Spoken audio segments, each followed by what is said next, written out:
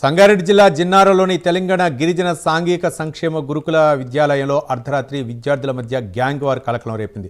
10th inter విద్యార్థుల మధ్య జరిగిన ఘర్షణ ఉద్రిక్తంగా మారగా పరిస్థితిని అదుపు చేసేందుకు వెళ్లిన ప్రిన్సిపల్ వెంకటేష్ పోలీసులకు ఫిర్యాదు చేశారు. అనంతరం హాస్టల్కు చేరుకున్న పోలీసులు విద్యార్థులను రూమ్లో బంధించి దాడి చేశారంటూ ఆరోపణలు వెల్లువెత్తున్నాయి.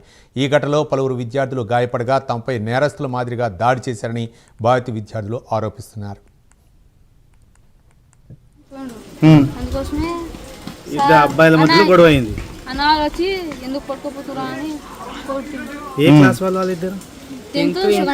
సెకండ్ ఇయర్ వాళ్ళు, 10th వాళ్ళు పోతే మరి పోలీసులు ఎందుకు వచ్చారు? నైట్ పోలీసు వాళ్ళు గొడవ మీకు కొట్టింది పోలీసు వాళ్ళ, మీరు కొట్టుకున్నారా?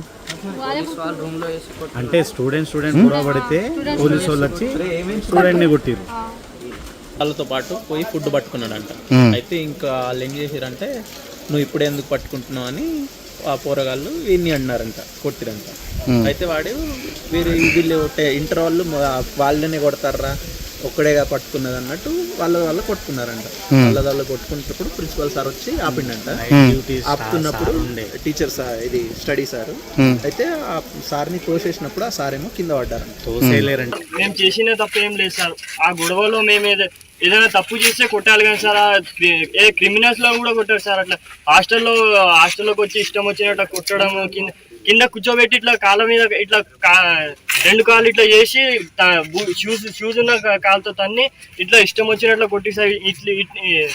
ఇంత వాతలు ఉన్నాయి సార్, గట్టిగా ఎర్ర ఎత్తున్నాయి సార్. ఈ హాస్టల్ ఏదైనా క్రైమ్ చేసిన వాళ్ళని కూడా కొట్టారు సార్. ఇంతగానో ఇట్లా ఫోన్ లో వీడియోస్ ఇట్లా చూపించి కావాల్సని ఈ క్రైమ్ చేస్తే ఇట్లా దెబ్బలు కొడతారు, ఇది అది అని చెప్పుకుంటే ఏమైనా అంటే ఏమన్నా అంటే అందరు కలిసి అందరికి లోపల వేసేస్తాము. వేరే కేసు వేసి నా మీద కేసు బుక్ చేస్తానంటారు సార్. నేనేం చేయలేదు, ఏం తప్పు చేయలేదు సార్. 2 సార్లు దొరికినని నా మీద కేసు బుక్ చేస్తానంటారు సార్.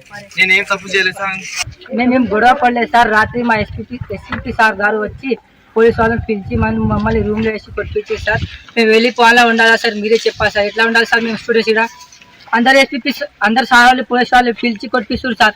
ఎట్లా ఉండాలి సార్? ఇక్కడ వాళ్ళ చేతగా సార్ అందరికి పోలీసులే పిలుస్తారు సార్. ఎప్పుడు గొడవ అయితే కొట్టింది సార్.